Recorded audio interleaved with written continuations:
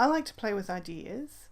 That doesn't mean I believe those ideas, but I just like to play and experiment with the thoughts and see if anything productive comes out of it. But I do like to live in the world of evidence as well. I like to actually have some proof that something's working, which is when I started experimenting and getting interested in New Age kind of thinking and ideas. It's something I really struggle to believe in, and I just can't step into that full faith place of my thoughts manifest my reality. I can't do that. I need to see some evidence that it's actually something productive to be doing. And these are some of the ideas that have come into my world that I've been playing with. And I guess I can see there's something in each of them, which is why I'm continuing to play. But I also have a whole lot of, that just sounds kooky. So some of these ideas are that awareness heals. Now, I can tell you if I'm sick, I'm going to find a Western medicine doctor. I'm going. But this theory is that by bringing out of the subconscious some past harm, I guess it is, we can heal that past hurt, and then our current physical health and current quality of life gets better. That's what I understand awareness heals to be. Another one that I'm still way away from, I can't step onto this one and be on board with it, is law of attraction. It's going to take a lot for me to believe that my thoughts are vibrating out into the universe and attracting back to me what's going out there. Now, I'm not completely throwing it out, because I do get that if you go out into the world with a smile on your face and a happy energy, that people are going to generally respond in kind. So, what you put out, you get some of that back. So I'm not throwing it out completely. It's just, I'm not fully on board with that one. Manifestation, I guess that's similar to law of attraction, that whole we're a creator, and what we think and having a positive mindset means that we create and manifest a great world. I don't know.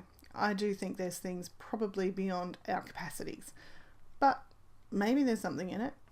I guess that I do agree that thinking does motivate you, or it can demotivate you, so I can see that there may be something in that, but I don't think I'm quite on board with it. And then reflection, I don't know what you would call that. I called it reflection because it's that whole theory of the world outside me reflects the state of my inner self. So, if I'm chaotic inside, things are chaotic outside, that kind of thing.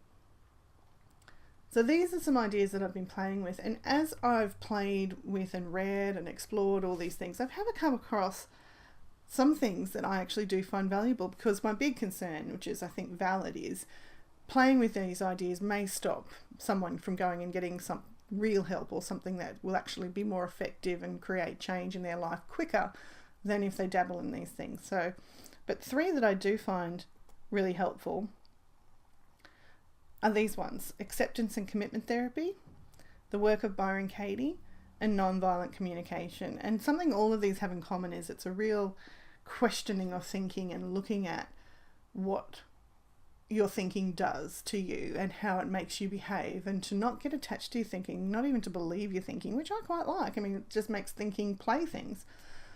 So all of these 3, I've actually just from a quick Google Scholar search found people have done studies on all these 3 and they found positive.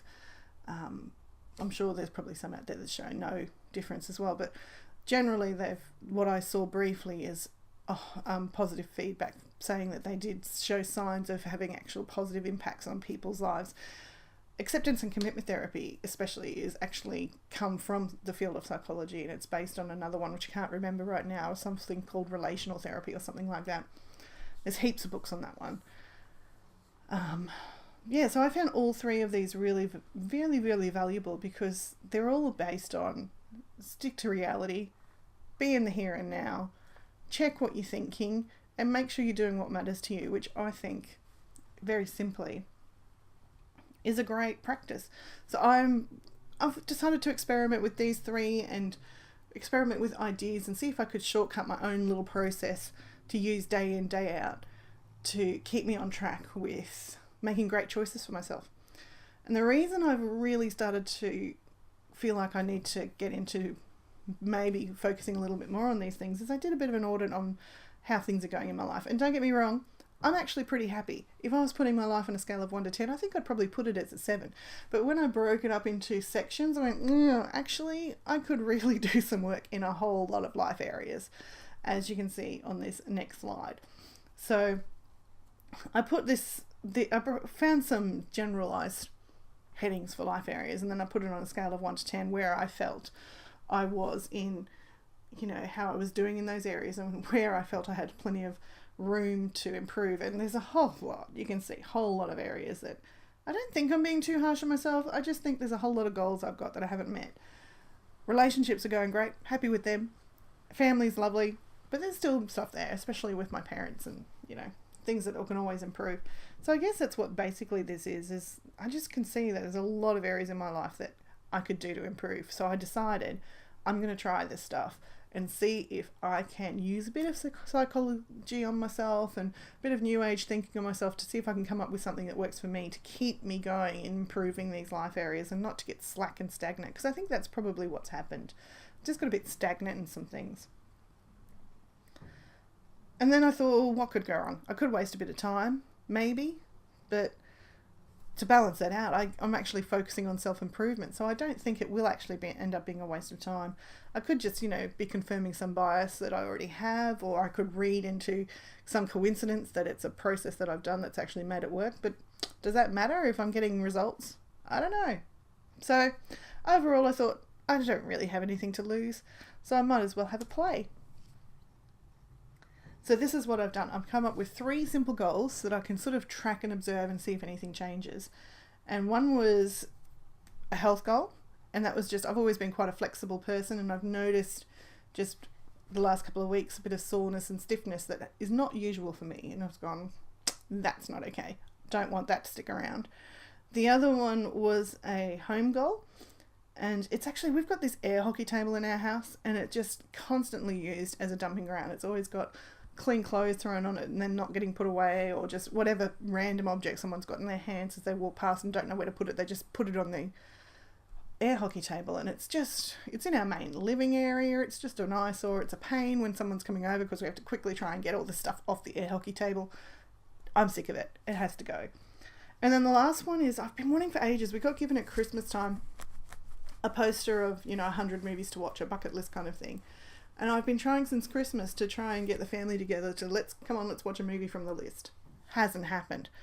So I thought I'd put that down, because I thought they were pretty simple goals, pretty small goals that I can, see if this makes a difference or not, if I actually get anywhere. So after I came up with these goals, then I thought about, what the steps might be for the start of my ideas about how to keep myself on track with this stuff. And as I was doing it, I actually had a bit of an epiphany, which is on this slide.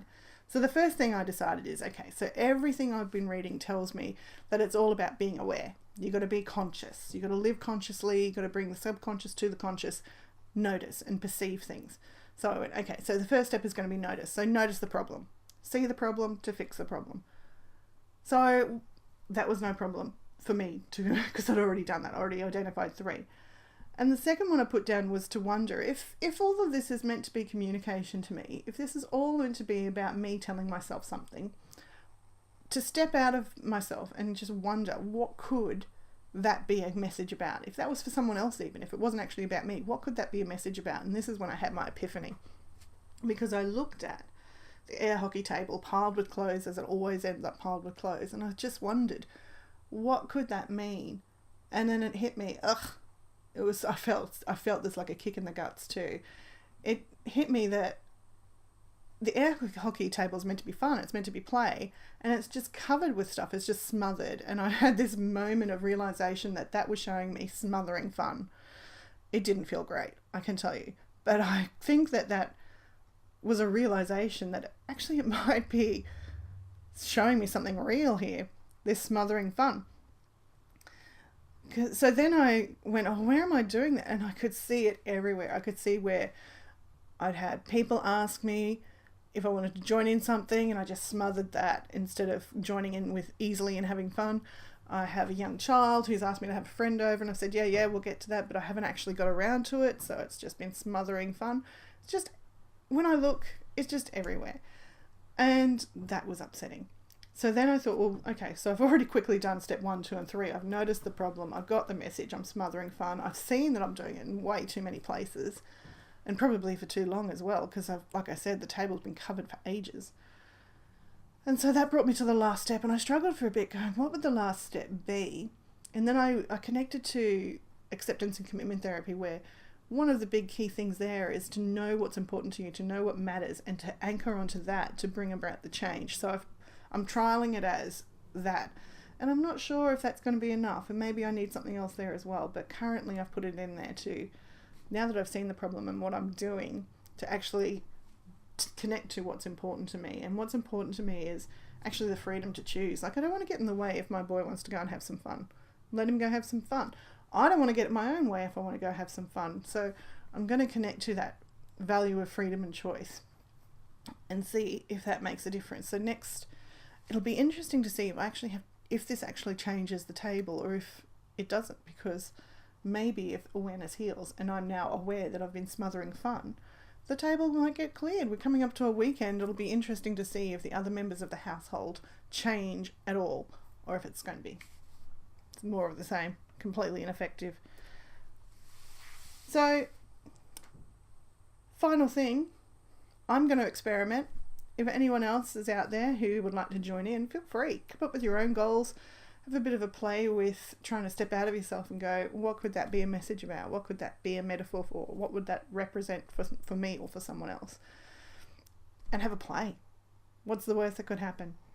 I've got on this slide, you can see some links to some resources for the 3 therapies I like.